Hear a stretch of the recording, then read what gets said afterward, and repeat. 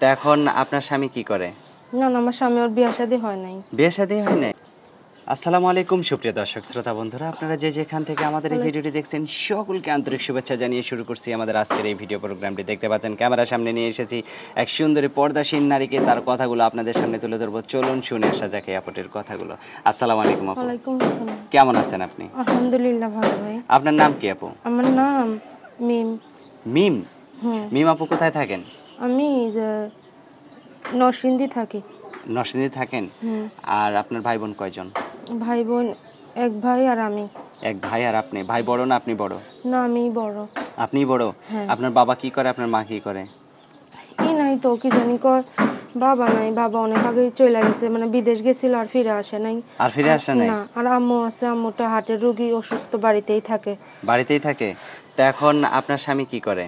না না, আমার স্বামী ওর বিয়ে শাদী হয় নাই। বিয়ে শাদী হয় নাই? না না। তো এখন আপনার বিয়ে শাদী হয় নাই কেন? বিয়ে শাদী হয় নাই কারণ এখন একটা মা আছে, একটা ভাই আছে, এখন তাদের থেকে কেমনি বিয়ে শাদী করব। অনেক জায়গায় গুনা বিয়ের কথা আসে কিন্তু বসি না। তো এখন যদি কেউ আপনাকে এই যে আপনার ভিডিও দেখে বিয়ে শাদী করতে চায়? অবশ্যই বিয়ে করব। তাহলে এখন কিভাবে আপনি বিয়ে বসবেন?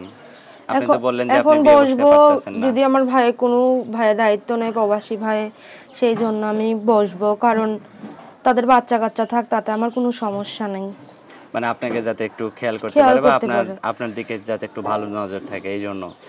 আচ্ছা, তো আপনার ফোন নাম্বার দিবেন যদি কেউ আপনার সাথে যোগাযোগ করতে চায়? হ্যাঁ হ্যাঁ। মুখস্থ আছে ফোন নাম্বার? না না, নাই। আচ্ছা, তো এখন আপনার বয়স কত? আমার বয়স 18 বছর। 18 বছর হয়েছে আপনার বয়স? আচ্ছা, তো আমি বলি, আমার সাথে আপনি বলেন নাম্বারটা। 013 013 466 466 58 58 489। 489। এটাই তো আপনার নাম্বার? হ্যাঁ। এই নাম্বারে ফোন দিলে আপনাকে ছাড়া আপনি ছাড়া অন্য কেউ ধরবে না তো? আপনি ছাড়া অন্য কেউ ধরবে? না না, অবশ্যই ধরবে না। আচ্ছা ঠিক আছে। তো আর কিছু বলার আছে আপনার? আর কিছু বলার, আমি পার্লারে কাজ করি, ওইখানে কাজ করি, নিজের একটা পার্লার হইলে ভালো হইতো।